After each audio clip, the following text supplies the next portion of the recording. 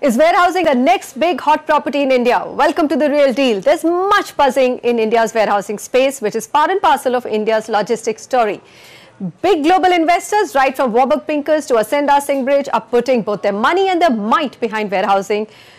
A report by Knight Frank India says that the returns in this sector as India moves to a seamless nationwide market thanks to GST could be as mouth-watering as 20% plus for smart and early investors. While the next 5 years continue to offer great opportunities in India's warehousing space, let's find out from some of the market leaders and industry experts on what lies ahead. Anshul Singhal, CEO of Embassy Industrial Park, joins us. We also have with us Alok Bunia. He's the CEO of Ascenda's First Space, Joe Verghese, MD Colliers International, and Divyanshu Tambe, Executive Director, Transport and Logistics, EY India. Gentlemen, thank you very much for joining me. And I think the first question would be to Anshu. I think Embassy Industrial Park was an early mover into this space. I don't think they waited for either GST or the FDI to come in. So what really made Embassy take a big bet and so early in the game? So it's a question we get very often, and I think across the group, if you see, Embassy has always moved into space early. We're the first ones that started the office revolution in India. We made the first office park. We brought in co-living into India, which is WeWork, we were the first one to do that.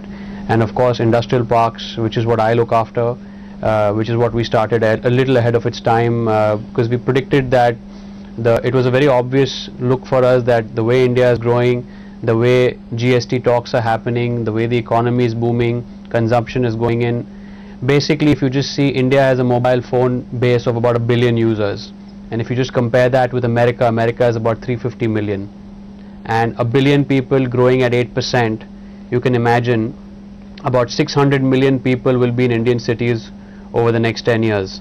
Now, today it's about 350 million. 600 million people in Indian cities would basically mean double that of the United States.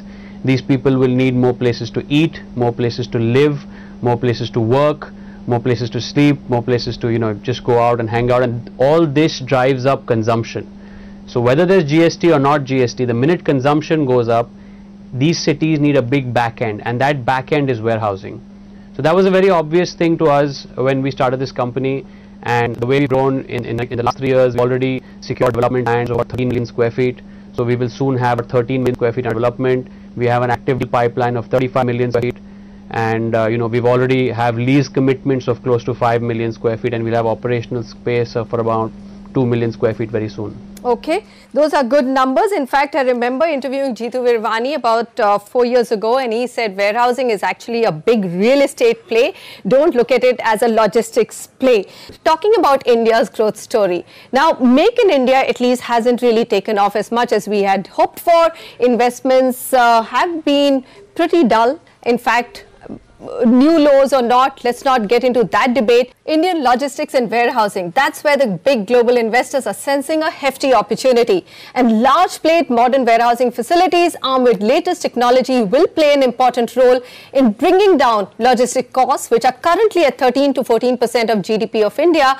And we need to match almost half of this cost, which is at 7 to 8% of GDP in developed countries.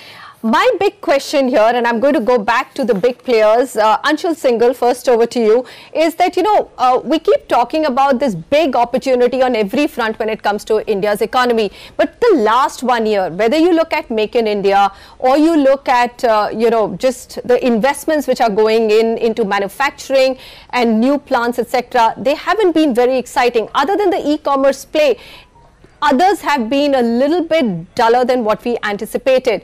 Are you building in any of those risk factors into your business growth? The biggest challenge in the sector is always and will continue to remain land buying. The other big challenge in the sector will continue to remain compliance, right? So even today, most of this 140 million square feet stock that you have in the country, majority of the stock is non-compliant. Now, what's happening is that there are two types of demands available today. Before GST comes in, before we talk about considering risk factors, before we talk about considering, the impact of consolidation, there is pure displacement demand. So the minute you build large, clean parks, which are 100% compliant, which have good quality construction, the floor doesn't leak, the slab doesn't sink, it's a good human environment to work in, customers would leave those old shoddy buildings which are 20,000, 50,000 square feet and move to these new big fulfillment centers or warehouses, as we call it, just out of displacement requirement, right? Okay. And then if you add consolidation to that, a guy or a customer who was working in a 50,000 or a 30,000 square feet shoddy go down, not a warehouse, and now he's moving to a building that what Embassy would build or Ascendas would build, would be moving into that, which would be a nice grade A facility, okay. 200,000, 500,000. So in the last 4 years since we started the company, we've seen box sizes increase 10 times. Right, we've seen rentals go up. So what I'm hearing is that the displacement opportunity itself is very, very huge, Anshul, isn't it? So land buying then remains critical, and if everybody, which is including e-commerce players and manufacturing companies themselves, now looking and seeking out great land parcels, is that going to now become a big cost factor to consider in the business going forward? Land is no longer going to remain cheap.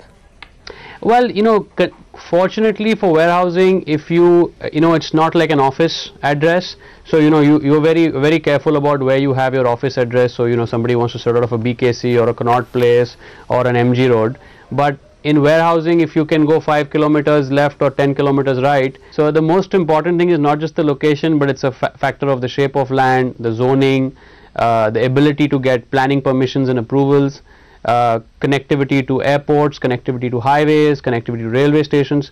So it's a mixture of factors buying land, and that's really the art of the business. That's the heart of the business as well. Okay. I mean, I don't think that land prices are going to go crazily expensive, but it's always going to be difficult to buy good land. While everybody on the panel believes that there are many good years left for India's warehousing story. Anshul Singhal, Alok Bunia, Joe Verghese and Divyanshu Tambe, thank you very much, gentlemen, for joining me today. Seems like the story has a lot of leg, lot of steam left, and many more organized players are going to get into India's warehousing space as 2019 unfolds. Thank you so much for joining.